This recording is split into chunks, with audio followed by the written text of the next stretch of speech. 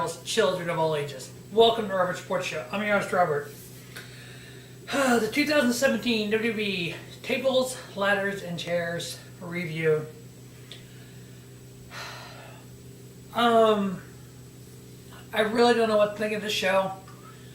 We found out on Friday that Roman Reigns and Bray Wyatt were out due to a viral infection of some sort. Viral meningitis, I believe what they were saying online. Kurt Angle and AJ Styles were added to the show. I seen something else online that said possibility Roman Reigns being suspended for failed wellness program. Don't know how true that is. So they added Kurt Angle and took out Roman Reigns, put Kurt Angle in the main event, the 5-on-3 handicap TLC match. We took Bray Wyatt out of Sister Abigail versus the Demon and added the phenomenal AJ Styles. This card had a very funky flow to it to me. Let's get into it and kind of go over it. I am filming this the next day, so the freshness of what happened I've kind of thought about it, kind of processed everything. So it's going to be a little different point of view than normally right after the show. But I made notes from last night, so we'll see. First match was pre-show match. We had Sasha Banks versus Alicia Fox. Sasha Banks getting the victory by submission, which was no big surprise there.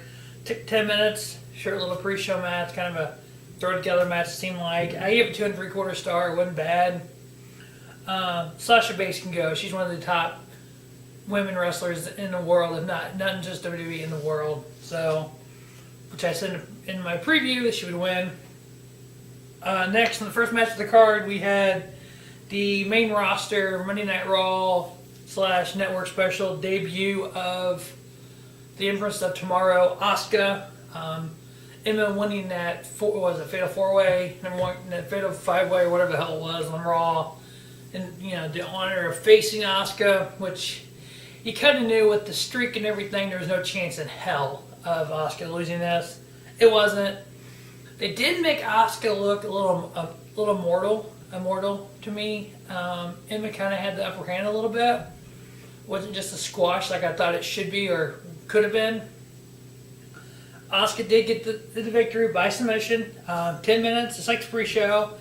I scored it same as the pre-show. I give it 2 3/4 star.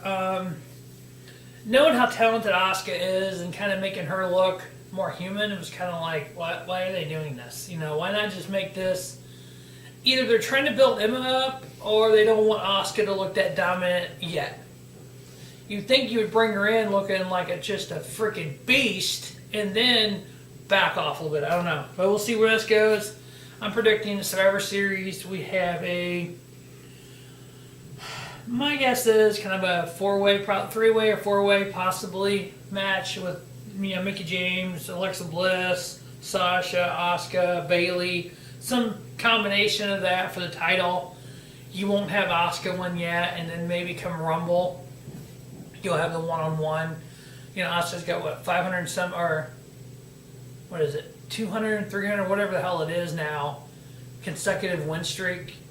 So you build that up more, I guess. I don't know what they do unless they just do it at freaking Survivor Series one-on-one. Alexa Bliss, Asuka, here you go, Asuka, here's the title. You'll lose in about a year. We'll go from there. I mean, hopefully. We had a little on-stage segment of Elias coming out and singing. You got to walk with Elias. Ladies and gentlemen, you have to walk with Elias. Not really. As Elias is singing, we can do what Jason Jordan did and bring a shopping cart full of produce out and start chucking at it, lettuce and celery and whatnot, and just throwing it at him. Which was we're watching going, what the fuck is this? Why? It'll lead to a match. It didn't. Okay, they go away, you're like, fuck me. Next, we had a tag team cruiserweight match, which we had Nigel McGuinness and Vic Joseph out for. Nigel, 11 on the cruiserweights, 11 on NXT. We had D. Brian Kendrick teaming up with Jack Gallagher versus Cedric Alexander and Red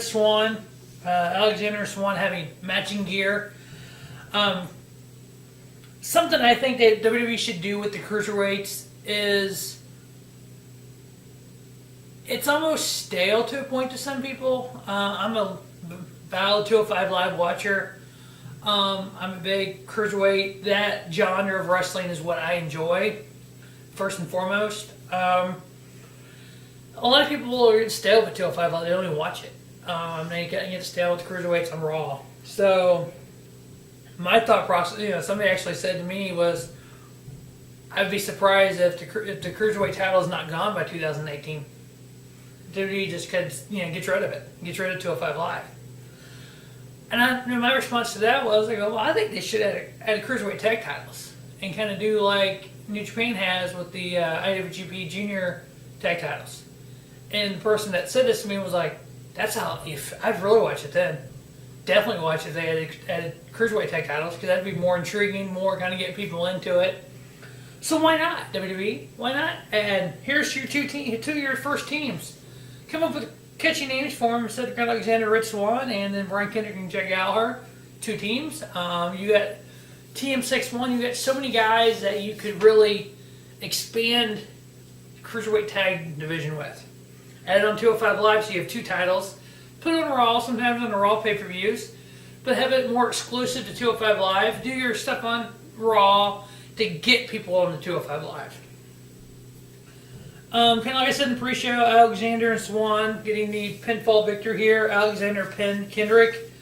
It really wasn't long. It was like 8 minutes. It actually was it took me about that amount of time to leave the Pulse Dungeon, go to BJ's Kitchen, get the chili dogs that were phenomenal, actually. Anything BJ fixes is, 2 thumbs up for me.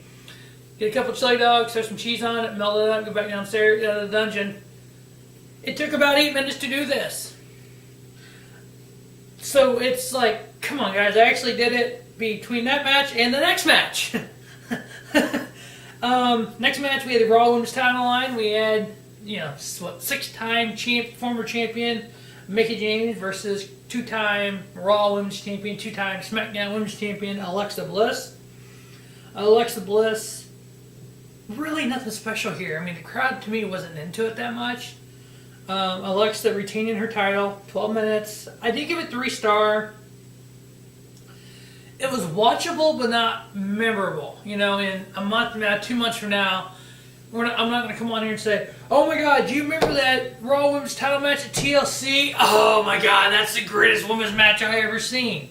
No. But if I do a top 10 women's title matches of 2017, Raw Women's title matches, this might be mentioned. I'd have to look back at all of the shit, but it might be one of those where, 10, 8, 9, 10. Oh yeah, that TLC women's match, Alexa Bliss and Mickie James, it was alright, It was watchable. I don't know what they do here.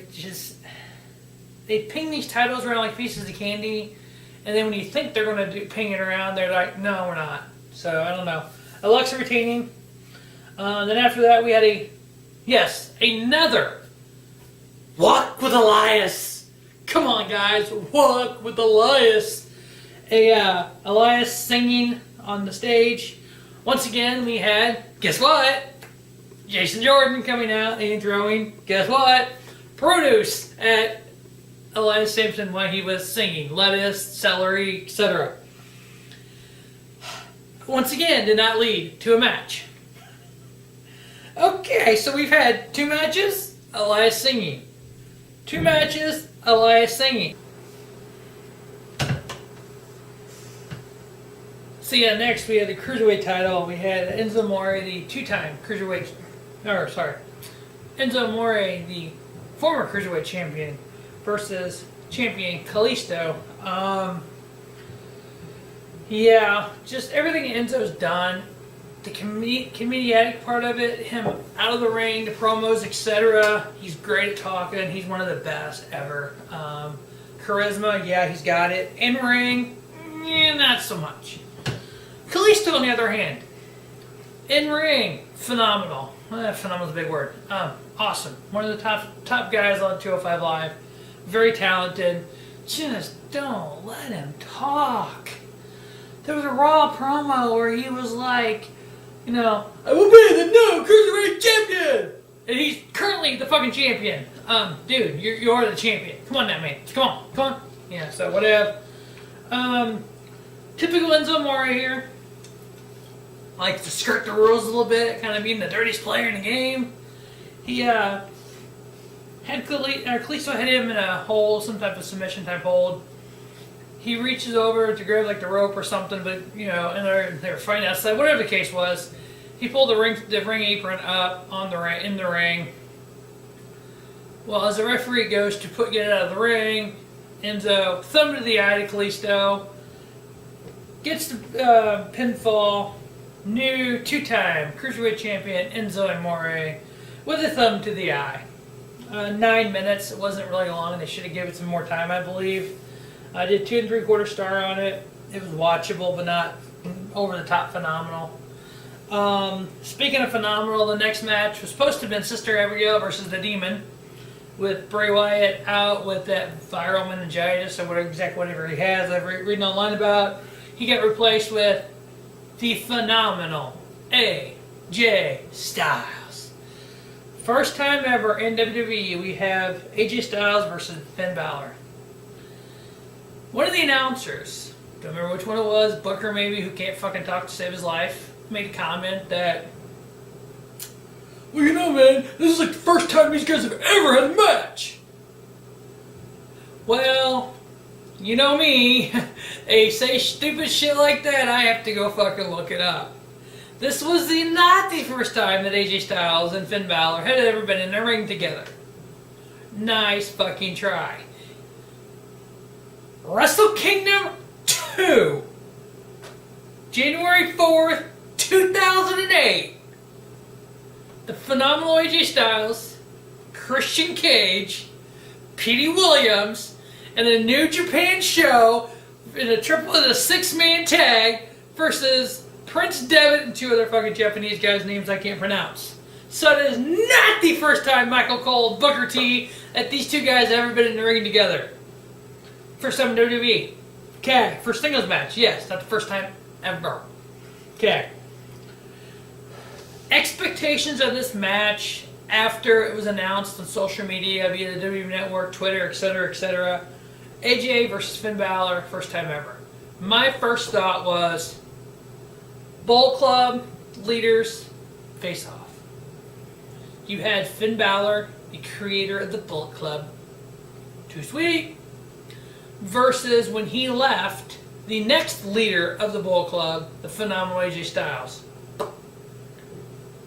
Which, when AJ left the Bullet Club, Kenny Omega became leader of the Bullet Club.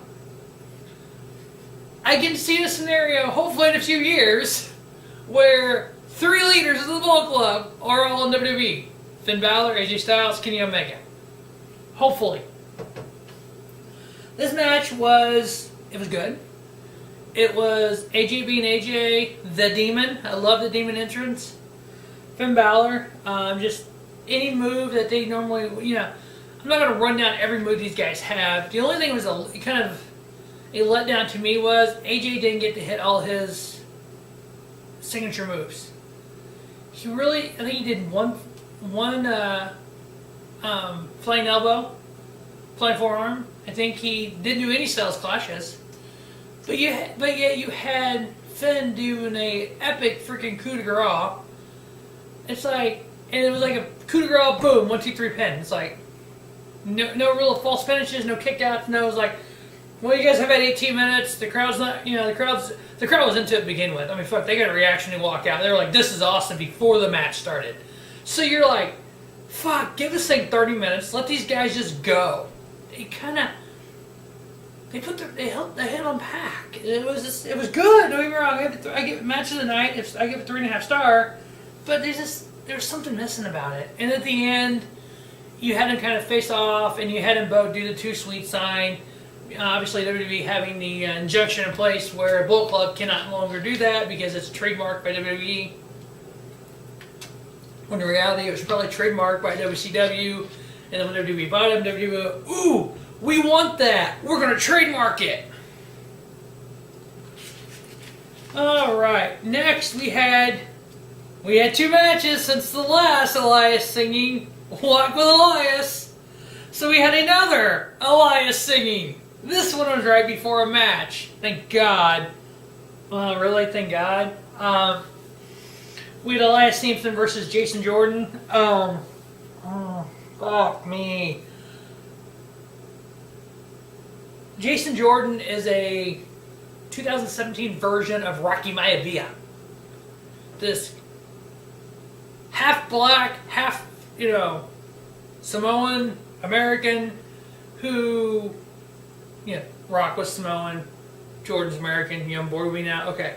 This, which, not saying anything wrong with that, but you have him kind of, he's trying to be the nice, happy-go-lucky, hi, I'm Jason Jordan, like Rocky Maivia was. Rocky Maivia did not really come into his own until he became The Rock. Jason Jordan needs that kind of transition. He needs either to turn heel, he needs to do something different than what he's doing. Being this happy, hi, I'm Kurt Angle's son, isn't working for him. The match with Elias, 8 minutes. It was more of a, we don't have a segment we can do. We need to kill like 10 minutes, guys. Why don't you guys go out for a 3rd time? And let's do this match finally. Elias ended up getting Jordan ended up getting the victory somewhat. The referee was on this side, and the shoulders are on this side. Elias' shoulder was off the mat, and the referee's counting 1, 2, 3. Jason Jordan wins. You're like, really? We can't make anyone look weak. We can't make anyone look strong. So Jason Jordan getting the victory. The main event was the tables, ladders, and chairs 3-on-5 handicap match. We had the Shield. There was a backstage segment where you had Kurt Angle, Seth Rollins, and Dean Ambrose come up to him, and he's like, "Guys, you want to talk strategy?"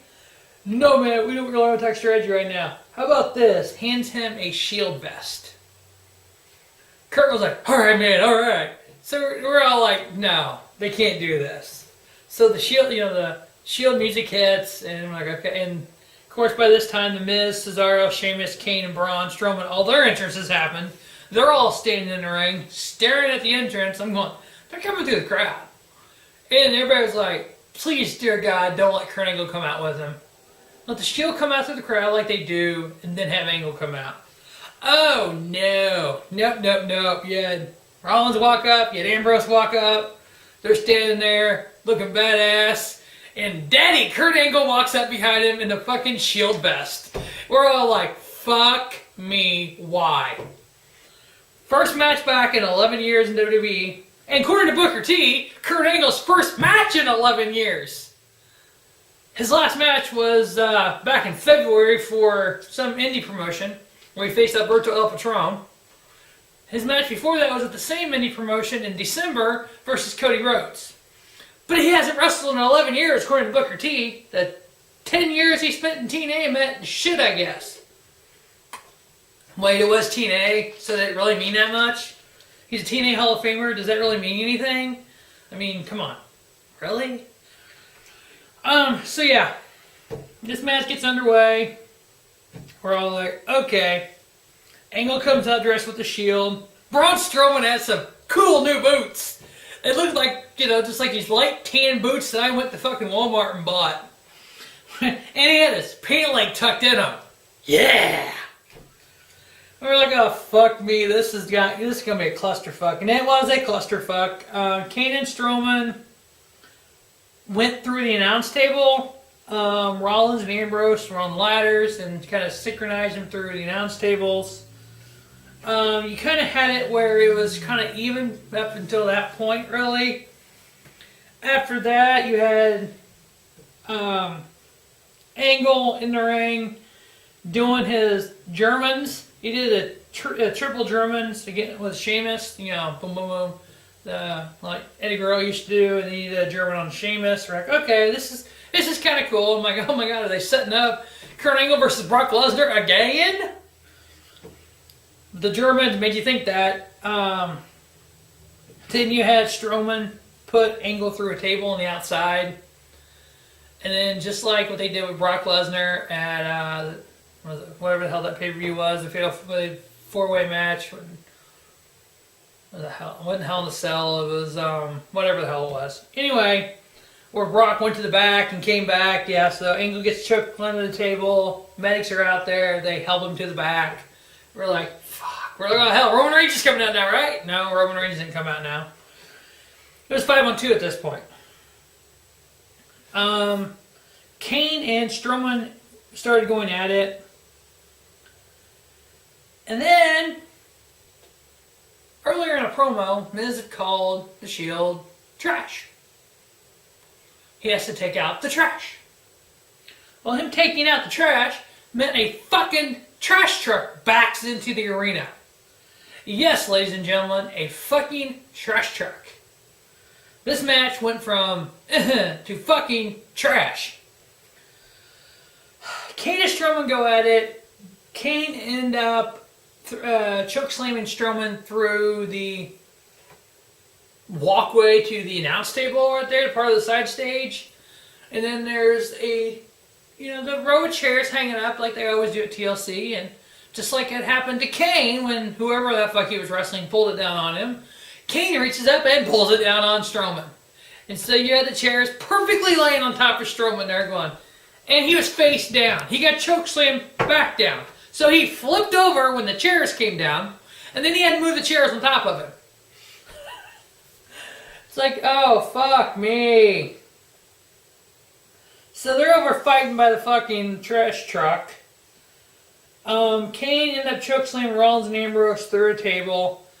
Unfortunately, every time you go to choke slam Dean Ambrose through a table, he misses the fucking, or fucks, the table doesn't fucking break. The first time in the ring they do this, they went to choke slam him through the table. The table didn't break, he just kind of fell into it because the corner of the leg broke, so the table went like this. So he hits the fucking table. Here, the same fucking deal. When he choke slammed him, he hit the corner of the table, so it flipped the table up. It didn't break. So Ambrose is taking these fucking table spots, not even going through a table yet. So Strowman ends up attacking the whole team Miz.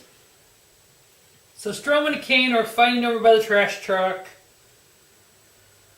Kane ended up throwing Braun Strowman to the back of the trash truck. How they really did this without killing someone, I'm not sure. The way the camera angle was, it looked like possibility of him getting out, but since it's right there by the crowd, I can't imagine them doing that. They had the little rear-end trash truck, so the neighborhood trash truck you see.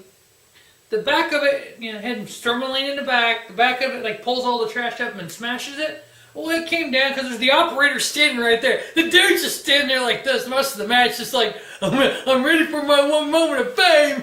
I'm a trash truck driver, but I'm standing here. I got this. And he cycles him up in there, and the trash truck drives away with Braun Strowman in the back. I'm like, what the fuck is this? So obviously it sets up a match between Kane and Braun Strowman, or some variation of that, at either, well, more than likely at Survivor Series or on Raw, or because the next Raw pay-per-view is not until Rumble. So we're like, god damn. And about that time, Angle's music hits. Angle comes out. The Shield gets Miz in the ring, does the triple powerbomb thing they do. Kurt Angle pins the Miz for the victory. Did anyone see this match happening different than this? The Shield getting the victory? I did not. Basically, in my preview, I called every match that I knew about. Obviously, Finn Balor, Bray Wyatt, couldn't have called that one. The Elias versus Jason Jordan, couldn't call that one. But yeah, every other match I called. It was just pathetic. I don't know what WWE's thought process is right now. If your writing crew is just standing back in the back with a dartboard and a bunch of things on the dartboard going, I like to dart you a hands, dart. Okay, we'll do that idea. That idea will work, I guess. I don't know. We can do what the fuck we want because we're the only game in town. Pretty much right about that, because GFW, formerly known as TNA, sucks. Ring of Honor has got really nothing. NXT, trip for that shit.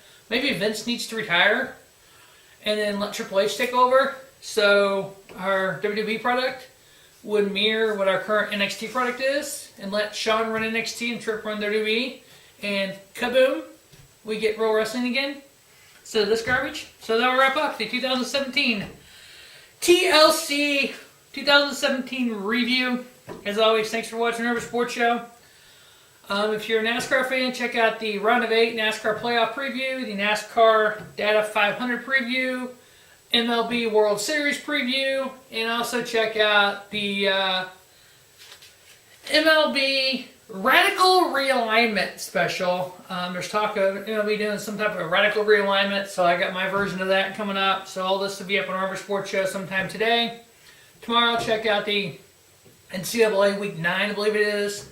The next day, check out the NFL Week 8. As always, thanks for watching Robert Sports Show. Don't just have a great day, have a spiffy day. Robert Sports Show, your YouTube leaders.